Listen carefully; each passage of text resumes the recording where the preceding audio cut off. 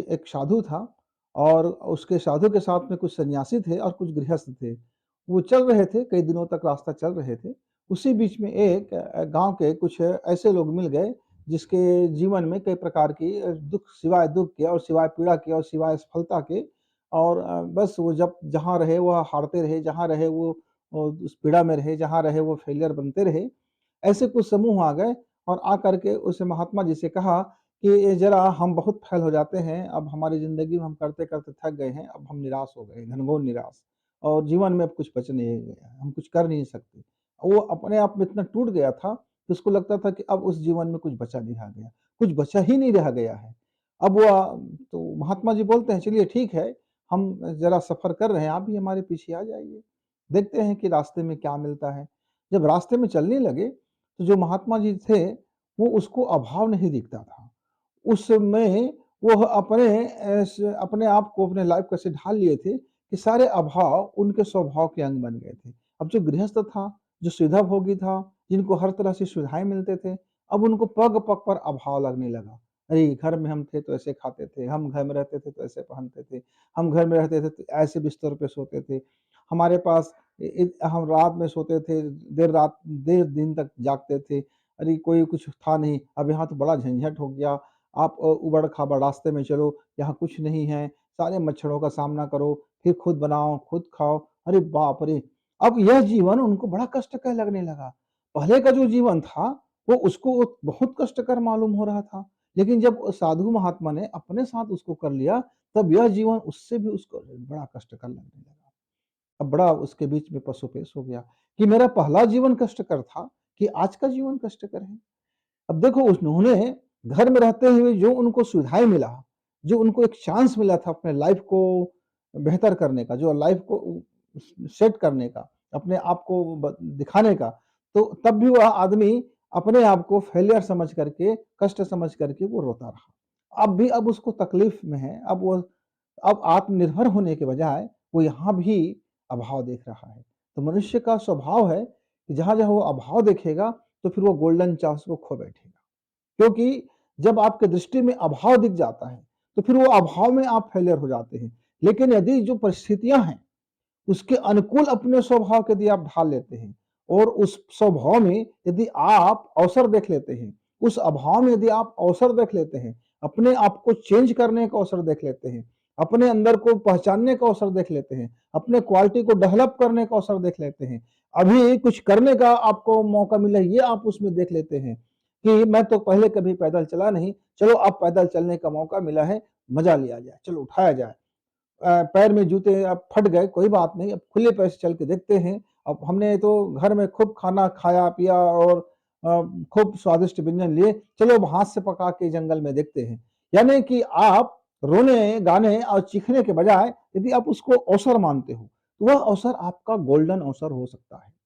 आगे की कहानी में ये आता है कि वह आदमी रोता और गिड़गिड़ाता हुआ और बड़ी दया की भीख माँगते हुए महात्मा जी से पहुँचे कि महात्मा जी हमको ज़रा घर लौटने की क्या इजाज़त मिलेगा? तो महात्मा जी बोलो देखो तुम अब मेरे साथ आए हो, तुमको जीवन का अनमोल धन मिलने वाला है।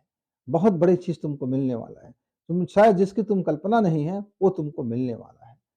अब इस लोभ में, लाभ के लोभ में वह नौजवान वो बोले ठीक है यदि ऐसा चीज़ मिलने वाला है तो फिर हम चलते हैं।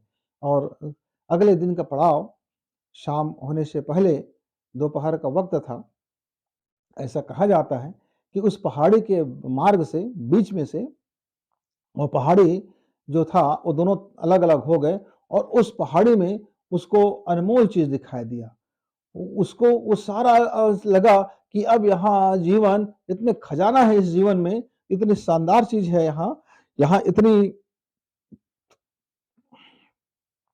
कि वाह! मैंने ज़िंदगी में कभी इतना नहीं सोचा था, इतनी ज़बरदस्त सफलताएँ, पैसा, धन, दौलत, क्या अद्भुत चीज़ दिख रहा है।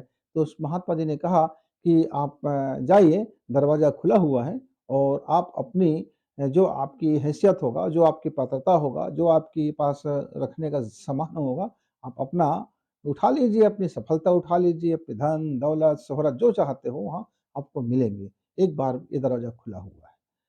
वह व्यक्ति महात्मा जी से कहते हैं, महात्मा जी मैं ज़रा दौड़ करके अपने घर वालों को भी ले आता हूँ। क्यों? क्योंकि इस हम पूरे के पूरे परिवार सहित इस सफलता को जब हम उठाएँगे, आनंद उठाएँगे, जब हम अंदर प्रवेश करेंगे इस शानदार चीज़ पर, तो मैं और मेरे परिवार वाले सब के सब ले आते हैं। बोले देखो ये दरवाज़ा तो बंद हो जाएगा, दिन ढलते ही बंद हो जाएगा। तो आप ऐसा करो कि अब आप आ गए हो, आपने मेहनत किया है, आपने चुनौती स्वीकार किया है, तो आप ही इसमें प्रवेश कर जाओ, इस दरवाजे में चले जाओ, सफलता के दरवाज़ा है ये तो, खुला हुआ है। तो बोलते नहीं, नहीं, थोड़ी-सी मैं अकेले कैसे जा सकता हूँ, मैं अपने घर परिवार वालों को भी ले आता हूँ। अब आदमी लोभ में दौड़ जाता है, वो दौड़ता है घर की तरफ, आता है, घर वालों से कहता है कि चलो देखो क्या शानदार मैंने क्या हासिल कर लिया है। हमारे पास दुनिया की कोई कमी नहीं होने वाला है। कुछ कमी नहीं होने ना, ना धन की कमी होगा, ना शोहरत की कमी होगा, कुछ भी कमी नहीं होगा। सारी सफलता हम चुटकी बजाते हमको मिलने वाला है। हमने वह राज पा लिया है, वो रहस्य हमने पा लिया, दरवाज़ा हमारे लिए खुल गया है। मित्र वो घर वालों को लेकर के दौड़ आता है, आते-आते और चूँकि दरवाज़ा नियत समय पर खुला था और जिसके लिए खुला था और जिस वजह से खुला था, अब वो दरवाज़ा बंद हो जाता है। जब वो लौट के आता है, देखता है कि रात हो चुका है और वह पहाड़ जो था, वो फिर अपने आप में बंद हो गया है। वो ढूँढता है, कहीं मिलता नहीं है और पूरी ज़िंदगी उसी तृष्णा में, उसी मृग तृष्णा में, उसी प्यास में वो पूरे परिवार के साथ वो अपनी पूरी ज़िंदगी गुज़ार देता है, ढूँढते-ढूँढते यहाँ-वहाँ। एक रास्ता, एक चयन नहीं करता और वह एक अवसर जो था, वह खो दिया। अब फिर भी दोबारा अवसर मिले, इसके लिए वो प्रयास नहीं कर रहे, बल्कि सिर्फ़ ढूँढ रहा है। मृत तृष्णा लिए ढूँढ रहा है। मित्र, उसके जीवन में गोल्डन चांस आया था। उसने आगे हाथ नहीं बढ़ाया। लोभ के कारण नहीं बढ़ाया, हो सकता है कि तृष्णा के कारण नहीं बढ़ाया, हो सकता है कि मैं क्या करूँ, क्या ना करूँ, क्यों? क्योंकि उसके थॉट में कोई निश्चित प्लान नहीं था। उसका कोई जीवन का उद्देश्य नहीं था। उसके जीवन में कोई ऐसा मेहनत करने वाला, कड़ी परिश्रम करने का कोई नियोजन नहीं था। वह कोई अपने लाइफ़ को शेयर करके नहीं रखा हुआ था। अपने लाइफ़ को, अपने मन को, अपने दिमाग को, अपने विवेक को, अपने जीवन में वो इन्वेस्ट करके नहीं रखा हुआ था। जिसके कारण से आया हुआ गोल्डन चांस भी खो बैठा। आप और हमारे जीवन में मित्र कई बार ऐसा मौका मिलता है कि हम उस रास्ता को पकड़ लें और हम चलते चलें। मान लीजिए आपको एक मेडिकल के लाइन में जाने का अवसर मिला और आपने उस अवसर को खो दिया। आपको इंजीनियरिंग करने का मौका मिला, आप कर सकते थे, पर उस समय में आपने वह काम नहीं किया। जिस समय में इसकी ज़रूरत था आपने नहीं किया। आपने सोचा कि आगे हम कर लेंगे। जब आपको कुछ और बनना था, जब आपको कमिश्नर बनना था, कलेक्टर बनना था, तब आपने छोटी-छोटी इधर-उधर मगजमारी करते रहे और आपने तैयारियाँ नहीं की और वो भी आपका उम्र चलता गया। अब आपका मैरिज हुआ, अब चूँकि आप में पात्रता नहीं था, आप में वो कुवत नहीं था, तो फिर वैसे ही सहधर्मिणी मिलेंगे आपको, थोड़ी-सी आपकी इच्छा अनुसार तो मिल नहीं सकता। अब वो मिला, आपके जीवन में आया और आप अपने जीवन में फिर उलझते चले गए, लोभ में चले गए और ज़िंदगी में कभी आपने सही श्रम नहीं किया, नियोजन नहीं किया, अपना दृष्टि खुला नहीं रखा। तो मित्र इसलिए हमारा सारा चांस हम चलते जाते हैं और हम आरोप लगाते रहते हैं किस्मत पर, कभी अपने ऊपर और कभी खुद पर या कभी औरों पर। कौन-सा आपका टर्निंग पॉइंट होगा, आप यह नहीं जानते। क्यों? यह भविष्य के काल के गर्त में समाया रहता है। ये टाइम और स्पेस के बीच में गेम खेलते चलता है, कि हो सकता है कि जो पॉइंट आपको लगता है कि यह पॉइंट में कोई बात नहीं रखी है यार, क्या इसको हम अवसर माने? ये तो बहुत सामान्य सी चीज़ें हैं और हम इसको खो देते हैं, हम खो देते हैं। एक छोटी-सी कहानी और बताते हुए मैं अपनी बात को पूर्ण विराम करूँगा। एक लकड़हारा था और एक राजा था। स्वाभाविक है राजा महल में होते हैं और लकड़हारा जंगल में होते हैं। एक दिन की बात था कि राजा को क्या सूझा पता नहीं, वह भेष बदला और गरीब का फटे-हाल कमीज़ पहन लिया, लकड़हारा बन गया और वह चलने लगा और अब उसके मन में आया कि जो आज मेरे प्रश्नों का सही जवाब देगा, उसको आज मैं माला-माल कर दूँगा। हो सकता है कि मैं अपना गद्दी पे दे दूँ।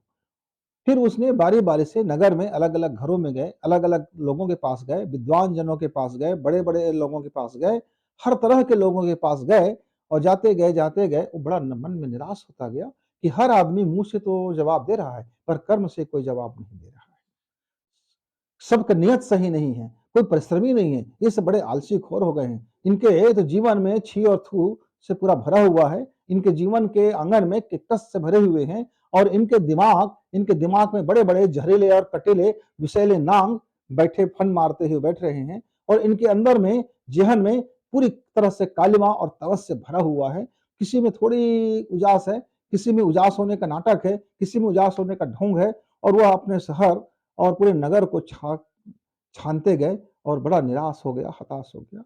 लेकिन अब भी वह अपना जो विश्वास था, अभी भी उसको लगता था कि कोई न कोई योग्य उसे मिल ही जाएगा जो उसके गद्दी को संभालेंगे, क्योंकि वह चाहता था एक शानदार व्यक्ति को देना। अब रात्रि का समय था, रात्रि का समय था, शहर के बाहर निकल गया। निकलने के बाद अब रात्रि में भोजन की ज़रूरत पड़ती है, आवास की ज़रूरत पड़ती है रहने के लिए। तो एक झोपड़ी देखा, उस झोपड़ी में कुछ आदमी थे।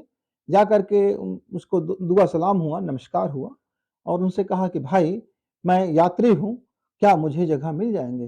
बोले कि श्रीमान बिल्कुल जगह मिल जाएँगे। हमारी झोपड़ी में हम इतने लोग तो हैं कि हम सो करके तो नहीं गुज़ार सकते, लेकिन हम बैठ कर के गुज़ार सकते हैं।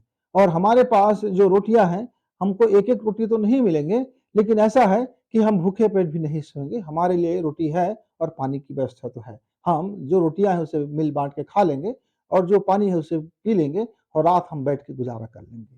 राजा को आश्चर्य हुआ कि इतना दरिद्र, इतना फटेहाल, इतना गरीब, लेकिन इसके अंदर में इतनी अमीरता, इतनी दयालुता, इतनी करुणा, इतनी पवित्रता, इतनी सुगंध, इतना जीवन परितोष, इतना आनंद। बोला कोई साधु महात्मा भी नहीं दिख रहा है, एक कुल्हाड़े वाला दिख रहा है, जो खेत में काम करते हैं, मेहनत करते हैं।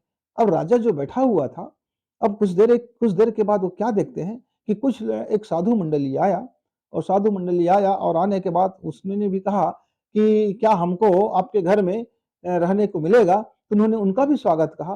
कहा कि हे महात्मन, आप मेरे घर में हमारी झोपड़ी में आपका स्वागत है और स्वागत है। अब मंडली ने कहा क्या हमारे लिए भोजन की व्यवस्था है? तो उन्होंने कहा कि देखिए मैं हम घर के 4 लोग हैं, एक हमारा मेहमान है और आप लोग हैं। तो हम चारों घर के लोग हम कल खाना खा लेंगे। आज आप हमारा हिस्सा से अपना गुज़ारा कर लेंगे। शायद पेट तो नहीं भरेगा, लेकिन पेट खाली नहीं रहेगा।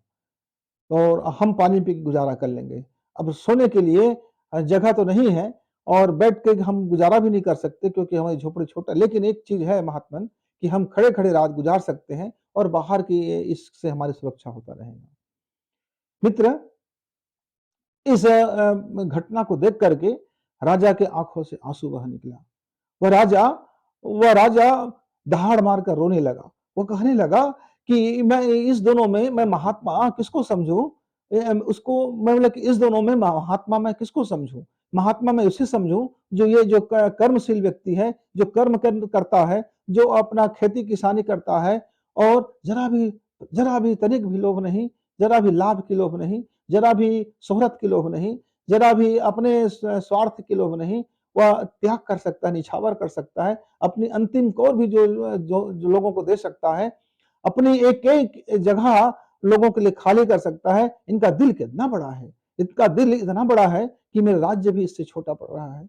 और मित्र, राजा ने आगे बढ़ कर के उस महात्मन टोली से कहा कि हे महात्मन, इस जो व्यक्ति बैठा हुआ है, इसको आप हमारा राज्य का राजा बना दीजिए। हम अपनी अब शेष जीवन हम तपस्या में गुजारेंगे। हम कोशिश करेंगे कि इस महात्मा जैसे हम भी महात्मा जीवन में कभी बन सकें। वो भविष्य के गर्त में छिपा रहता है। वे कल आपका जो आपने संचित कर्म किया हुआ था, जो आपने कल बो दिए थे, जो आपके द्वारा कल बोया गया था, वो आपको कब काटने का अवसर मिलेगा, वो समय के हाथ में होते हैं। तो आप अपना गोल्डन चांस कभी ना भूलें।